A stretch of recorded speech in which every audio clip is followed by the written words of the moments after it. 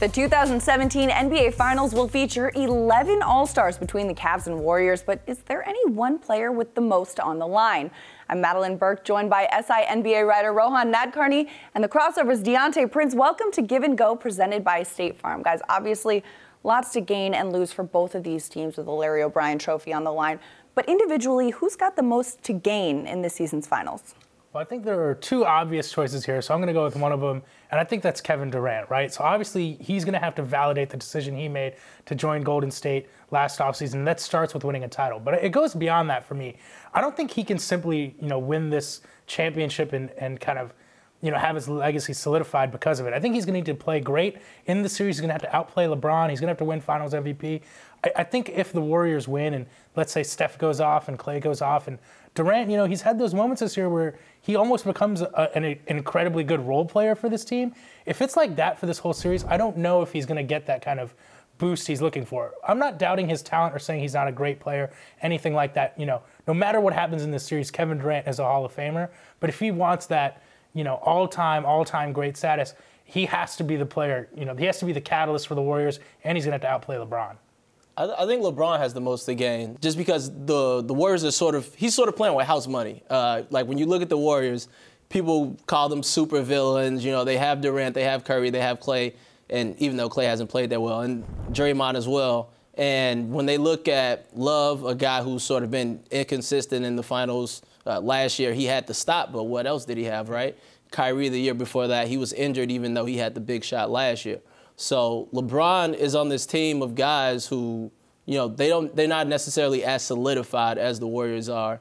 And if he pulls this out against this team with this roster, I think he solidifies his own legacy that much more. Yeah, and I can see that point. In a way, I agree with you, Rohan, that Kevin Durant is the guy, in my opinion. But it can also be seen that Kevin Durant could be the guy with the most to lose. Right, that's my thinking. This is a huge decision that he made to go from a team that was a playoff contender, a perennial playoff team, to join a super team, in part because Jerry West said to him, hey, you have the chance to be part of a dynasty.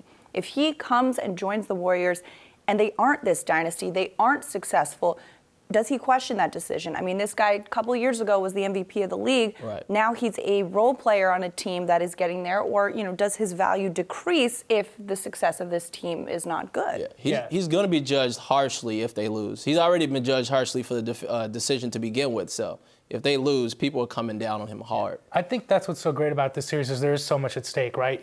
We talked about LeBron can maybe become the best player ever if he wins this series. Durant, so much to gain, so much to lose. I also just want to throw in Steph Curry. He's been outplayed by LeBron, I think, in each of the two finals matchups they've had so far. Curry was the regular season MVP in both those years. The first year, I think everyone really remembers LeBron and kind of what he did in those 6 games, taking the team on his back. Iguodala wins Finals MVP. Last year, Steph kind of fades down the stretch. He gets, stopped by Kevin Love. People are kind of questioning, was he healthy? He's had an incredible playoff run.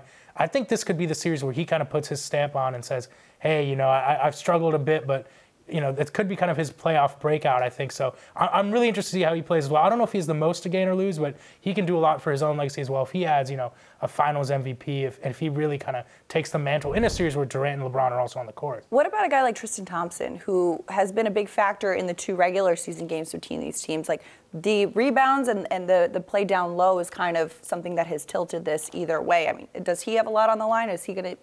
I think he's sort of in a pretty nice, sweet spot because his whole game is based on effort, right? So if he's to be, wide open at the end of a game and miss a shot, people are going to say, oh, he shouldn't have been taking that shot. So that onus is going to fall on, especially if LeBron is the guy making that pass, that's going to fall on him. I think Tristan just basically has to set screens, rebound, finish around the bucket, and he's fine. Yeah, I'm with DeAntae. I think Thompson's in a good spot. Yeah. All right. Well, Cavs-Warriors tip off June 1st for Game 1, marking the first time in 61 years that teams in any major North American pro sports league have met in 3 straight title series or games. That's, fun fact we had to throw in there.